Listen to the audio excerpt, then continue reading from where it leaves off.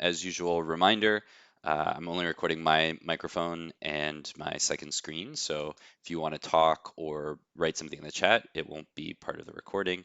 And as usual, feel free to uh, ask questions or interrupt at any point if you want me to go over something. So we're talking about interaction. We did a little bit of stuff with interaction earlier in the semester where we were using the position of the mouse or the keyboard to tie that to different events to change our drawing or play sounds or do different things. And what we're going to do now is we're going to combine some of the logic stuff that we've learned with those events to find out where the user is clicking if they're clicking in a specific area or not. And that's sort of a very simple version of collision detection, which, as I mentioned, is a really important concept that is used in lots of different software projects, whether it's for user interfaces or for video game area detection or different things like that. So I'm going to bring up my P5 editor. We'll do a couple different examples of different types of collisions. Um, so Uh, so we're going to look at collision. So this is just knowing if some object or shape or point is inside of some other object or shape or point. We're going to start with circle collision. This is using pretty simple math where we just need to use the distance function, which it tells us the distance between 2 points. And if we have the distance between 2 points, we know if it's inside of a circle because a circle has a constant radius. So that's what we're going to use first. This only works with circles though. It doesn't work with like ellipses or other things like that. So this is the distance function. I'm going to go over this, but this is the documentation. So you can see it just uses some basic math. The Pythagorean theorem, I think is what this is, or is it, I think this is the Pythagorean theorem. What is the Pythagorean theorem? Yeah, so a squared plus b squared equals c squared. Um, so basically, if we have 2 points um, at any point, so if we have 2 points like this, we can figure out the change over y, the change in height, and we can also figure out the change in width, the x distance. So becomes y and x. And by using those two values, we can just plug in this formula and we can get the distance value of c. And so using this formula, we can get the distance between any 2 points on our canvas. So that's what we're going to do to determine if our mouse is inside of a circle. And so we can see an interactive version of that here. We can see the distance changing as I move the mouse around. And then if the distance is below 100, then it's going to be in that circle. Because again, a circle has the same radius all the way around. So if the distance between the 2 points is less than the radius, then we know that that point is in the circle. So we have a very simple way of knowing if our mouse is inside of an area on our canvas. And so we're just going to make a simple example here to demonstrate how this works. So I'm going to start with I'm going to create some variables to use to hold a color value to start so I can change the color. So I'm going to call this a circle collision detection.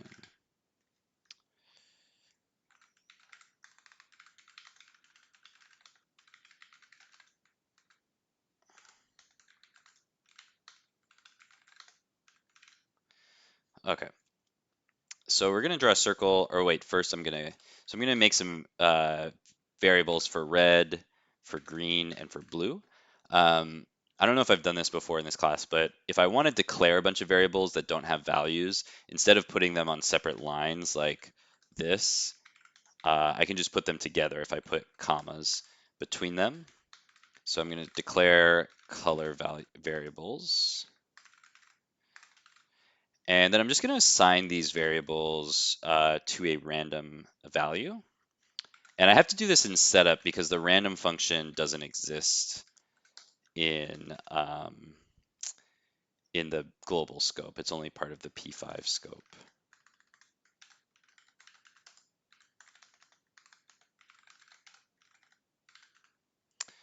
Okay, so then I'm going to fill using those values, R, G, and B, and draw a circle.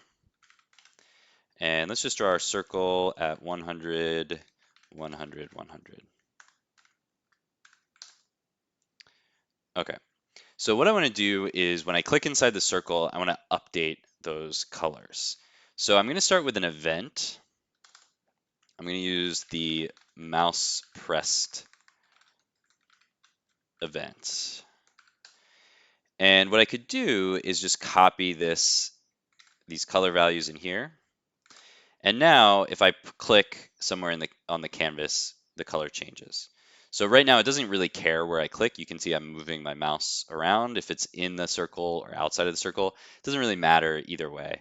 So what we want to do is check to see if the mouse is inside of the canvas. And as we saw in our example, um, I know that the center of the circle is this number, whatever that happens to be, which in this example is 100, 100. And then whatever my mouse is, let's say the mouse is right here, I just want to know the distance there. And then the tricky part here is that the size of the circle is 100. That means that the circle at any point going across is 100 pixels. But what I really want to know is the radius. So that's just half of the circle, so that's 50. And so as long as this distance here between the center of the circle and the mouse is less than 50, then I'll be inside of my circle. So that's what I have to test with my code. So first I'm going to find the distance. I'm going to say variable d equals the distance between, and I'm just going to use the point of the circle. I wonder if I used variables. No, I didn't use variables here. Okay. So I'm going to say from 100 to 100. That's the origin or middle of the circle. And then the mouse X and mouse Y give me the other end of my point. So the first part of my point is right here. And then the second part of my point is wherever the mouse happens to be. If it's up here or down here, we're just going to take whatever this distance is. So the distance function, or dist, will calculate that for me. And now I just have to compare that value. So I'm going to use an if statement. If d is less than 50, then we'll change our color. So I'm going to put my red, green, and blue inside of this if statement. So if I click in here, we get a color change.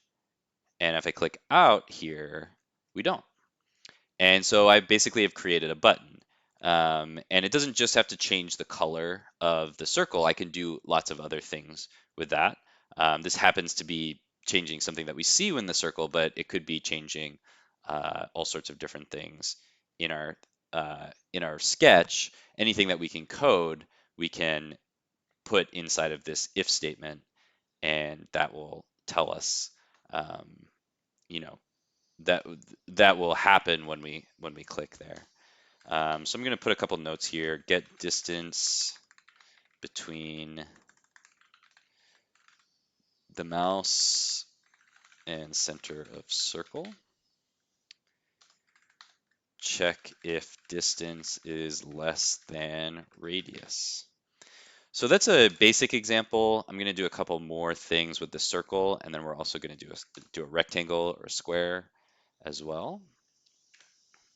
Oh, actually, we're going straight to the rect button. I thought I had something else with the circle, but we're just going to go to rectangle. So I'll leave this here. This is our circle collision example, and I'm going to open another tab and get a new editor page here. And let's do our square or rectangle. And this one is a little bit more complicated because there's more rules that we have to check, but it's not too bad. So let's call this our rectangle collision detection.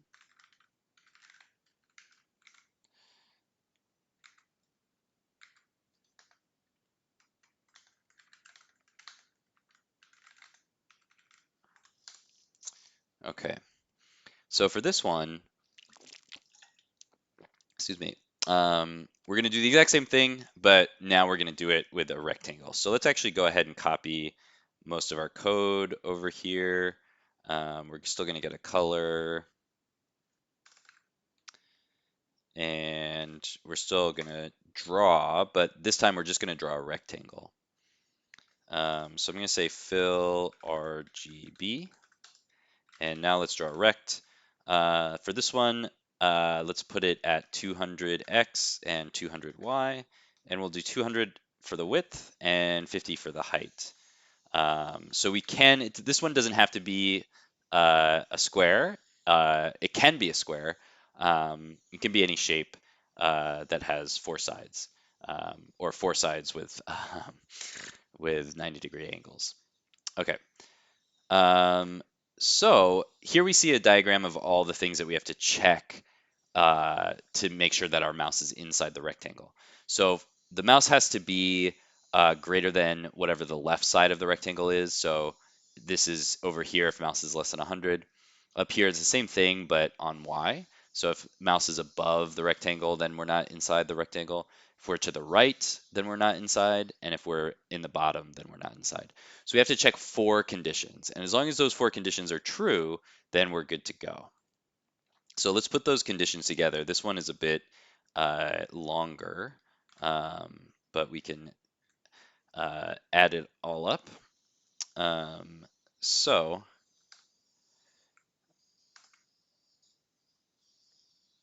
let's just write down our conditions and then we'll put it into the code. So here's our rectangle. This is the X position, which is 200. And this is the Y position, which is also 200. And then we have the width is from here to here. That's 100. And then the height is from here to here. That's 50. So we have to use all of those to figure out if we're inside. And let's actually make a little bit of a bigger rectangle so we have more space to work with. So let's do 100, 100, and make it 200 width and 100 height. Okay, that gives us a little more room to draw. Okay, so again, we just have to check. So if the first thing we have to check is that the X starts here. This is 100 pixels. So mouse X has to be less than 100. That means the mouse is over here, so it's not inside the rectangle. Oops. So then sticking with X, we also have to make sure that mouse X is greater than whatever this number is, because it can't be greater than this line. Then it would be to the right of the rectangle. So figuring out this part is a little bit trickier. So we have to start at 100. So we start at 100 here, and then we add this value, which happens to be 200. So that is going to give us 300. So mouse X has to be greater than 300. Of course, that would change if this was moved around. So then we basically repeat this process in the Y direction. So Y for this part is 100. So mouse Y has to be less than 100. The mouse has to be not up here. So if the mouse is less than 100, it'll be up here above the rectangle. We need it to be down here inside the rectangle. Same thing over here. The mouse Y has to be greater than whatever this line is. And again, we start at 100, but then we add the height, which is 50. So that gives us 150. So the mouse Y has to be greater than 150. So we have four conditions, so it's a lot to put together, but we can do that. So we'll make a new function mouse pressed. And we're going to use like a really big, gross looking compound conditional here. So we're going to start with if mouse x, and we have to know if mouse x is greater than 100. So let's just start there and we'll see what happens. So I'm going to put my color randomization code in here. And so now if I click over here, nothing happens because we haven't satisfied that condition. Mouse x is not greater than 100. But if I click over here, then we have satisfied it, so it works. The problem is it also works up here, it also works over here, over here. So we figured out one part of the rectangle, but now we have 3 more sides to figure out. So if I need to combine 2 conditions, I use a double ampersand and so then we go to the second part. Mouse x has to be greater than, or sorry, less than. And now I have to say, well, it starts at 100, but then the size is 200. So I'm going to use, I'm just going to put these together with math so it's clear what's going on. I'm starting at x and I'm adding the width. Okay, so now if I click over here, nothing happens. Click over here, nothing happens. But it does work when I click in the middle. However, it still works if I click above or below.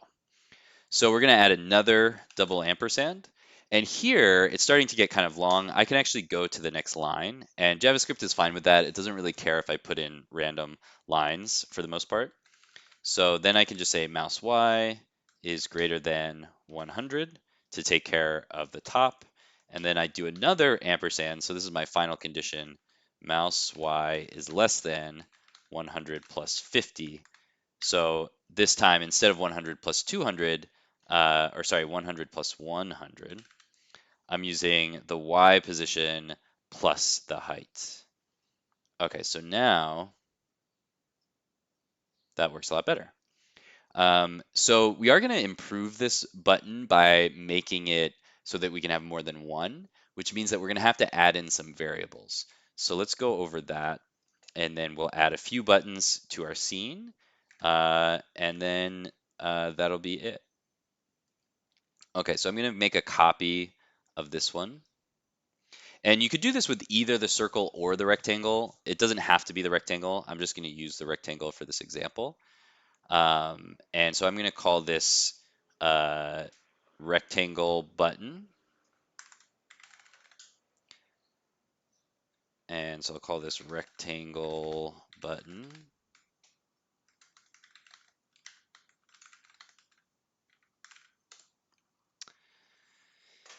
And so everything else is going to stay basically the same, but I'm going to use variables. And the reason that using variables is going to be helpful here is I can have more than one and it'll still work. And so what I'm going to do is I'm going to turn this into a button so I can have multiple buttons. So I'm going to create my variables first. It'll be good to map out what the variables are and then create the button. So I'm going to start by thinking about what variables do I need. So here I have an x for the rectangle, and notice that I'm using that x value a couple of times inside of my conditional code. So if I make a variable x, then I can put it in there, and then I can change that variable or make multiples of it, and I won't have to, change all these numbers. So that's going to be my first variable. Then I have a y here. Same thing. We can see there's a y, or actually that's the width. Oops. So we have x here, x here, x here. Then we have the y variable. This is the same for each one of these, y, y. Then we have the width. We use that here. And then we have the height, which we use here. So if I create some variables, I can update this code much more easily. So I'll start with x equals 100, and I'll put x in here, x in here, x in here. So now my button's going to work, still works fine. But if I move x, the nice thing about using variables is all of my code also shifts over. Oh, I forgot to put x here. Oh, and this is not x, this is still 100. Whoops. Okay, so now it works but I can move X around. So if I make X 0, still works over here. Everything's working. I can even make X like negative 100 and it'll still work over here. So we have X equals 100, then we have variable Y equals 100. Okay, so where can I replace Y? So this becomes Y, and then this is Y here, and this is Y here. So that still works, and I can move Y around. Okay, so that's looking good so far. Now we have, I'm going to use W for this because I can't use width. Width is a P5 variable, so I'm going to use W and set that to 200. And so then I can put a W here. And then my last one is H, and I'll put an H. I'll put variable H equals 100, and I can put an H here. And now, this is pretty cool. If I change any one of those numbers, like if I want to make the width smaller, maybe the width is just 10, it still works. It still knows where the mouse is. I could make the width 50 and the height 20. I have a little button right here.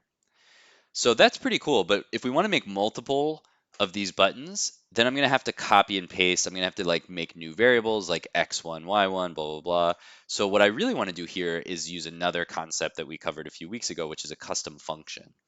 And I can create my own function to draw and handle the logic for my button. Okay, so I'm going to change this a little bit. Instead of using the random color, I'm going to give some different colors. So I'll get rid of that in a second. So I'm going to create a custom button function. And what I need to know about my button is the X, the Y, the width, and the height. So let's put that in there. We'll say X, Y, width, and height. And the thing we're going to do with the button is just draw a rectangle. So I can just copy this rectangle and I could put it right in there. And then if I change this function to button, it's still going to look the same, but now I can have multiple buttons. So I'm going to copy this button and I'm going to put another button over here at 300. And then I can make another button, put it down here.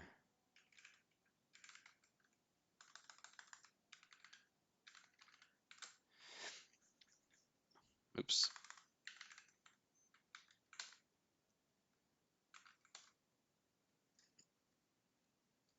It doesn't like that for some reason. Am I getting? I don't have any errors. That's interesting. Okay, what if I move this one?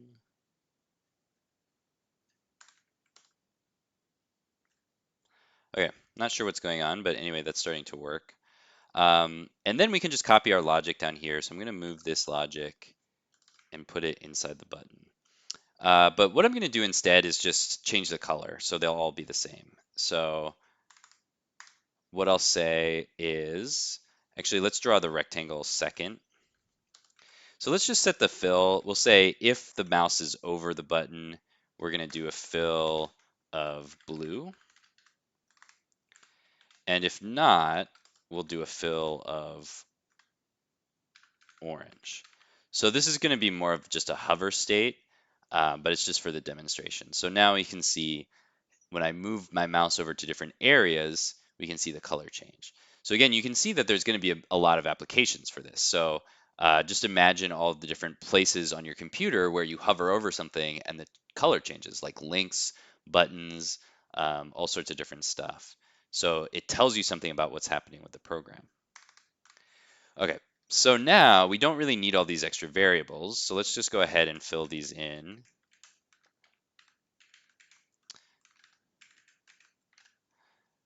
With just hard-coded numbers. You can use variables here, but we don't have to. So I'm just going to put some random numbers in here. Okay, this let's make this button a little smaller. Okay, so we have a few different buttons now, different sizes and different positions. So I didn't add that much code, but I was able to create this interactive button by reusing the code. So this custom function, I'm reusing this code, everything that's in here, every time I want to draw a button. And it's interactive as well because I have my logic in here. And you can kind of see this is starting to look like some of the code we see actually in P5, right? Like when we go to the P5 reference and let's go to like look at a shape, and if we go to a rectangle, see in their reference, it tells you how to create a rectangle using these different parameters. It kind of looks like we're creating our own version of that now, where we have a button with an X, Y, width, and height. So we can actually add different parameters to our own creation. So we're making something that's, we're adding to what the library can do. And we can add other parameters here. So for example, let's say we had a color as a new parameter. So maybe all the buttons have like a default uh, orange for when you're not hovering over, but they have different colors from when you do hover over. So I'll put the C variable there for color, and I'll change this here. And I'll say something like purple, pink, and green. So now my button actually is more customized. And I can do that with the orange color too. Any number or any value you see inside of your function, you can make an argument for it. And you can even have a default, like if I didn't have green here, then I'm going to have an error when I try to use that. But let's say I want to have a default color. It could be blue. Now I have a default that's actually assigned directly in the parameters. So if I forget to add this, or if I don't want to change the default, then I can just leave it blank. So there's a lot of different stuff you can do with your function parameters when you're creating a custom function. They also don't have to go in this order, but it makes sense to follow the P5 conventions where we start with X and Y, and then we have width and height. Okay, so that's our button for today. On Monday, when we talk about making our slides for our final project proposal, we're actually going to use our button code to change our slides. So we'll incorporate some other stuff that we learned previous in the semester to create that example, but we don't have to worry about that until Monday. Okay, so let's see. For now, if you have completed all of your assignments, you um, can use this time to start thinking about the final project. Of course, if you have assignments that you're still working on, you should use this time to complete those. But if you've done all that, you can start thinking about what you might want to do for a final project. Um, and so I'll show you guys, there's a couple things that might be useful in thinking about that. If you go to the home page here, you can see student work from previous semesters. So in these first two links, you'll see Open Lab sites from previous semesters. So if you go to fall 2022, you'll see different posts that were created by students in that semester. And if you want to see, some of them will be categorized, hopefully. Yeah, so here you can see categorized as final project. And so if I click on that category, I'll see all the different final projects that were done by students last semester. So there's some cool stuff in there. Um, and let's see, so that's fall 2022. There's the same thing for spring 2022. You can see final projects from previous semesters. So you can see a few different finals here. You could also just poke around and look at different things that people have worked on. Before you can see when I taught this class before the pandemic, it was set up a little bit differently. So you can see these from spring 2020 back. I just have specific links, and these are actually to GitHub Pages sites. So you can see some different projects through these links, and you can see some final projects that do different things. Like this plays different sounds when I'm clicking on these different UFOs. So that's a good place to find inspiration from previous students' projects. There's also an inspiration page I hope all of these links still work. Some of them may not work, but there's a P5 page that has a lot of different links here. There's actually a P5 showcase that's relatively new. I should add this on here, um, where if you go to showcase, you can see different projects that are created with P5 that people submit to this showcase. And if they like them, they put them on here. So these projects are going to be a little bit more complex, but if you see stuff that's kind of inspiring or interesting to you, you could take a look at those here. There is also, yeah, just a bunch of different projects here. This is an artist that I like. Um, who does these really simple websites, but they're kind of funny. Let's take a look at this one. So this is, pretty simple, but it's kind of fun. It's just kind of randomizing these different patterns and then zooming in. Let's see this one. This one's a little more complicated, but we just learned collision detection, so you could actually make something like this if you were interested in it, using some of the stuff that we just learned how to do. This is actually a perfect example for the thing that we just learned, but we'd have to add a couple more things to this. But that's something that you could try. So that's an artist that I like. This is just kind of like a game where you have to click on these different uh, website logos, uh, but is not too hard to make. You could make a game like this pretty easily with P5. Um, this is like a comic. Let me see. There's some other stuff. I think this one is cool. Um, I forget how do you play this.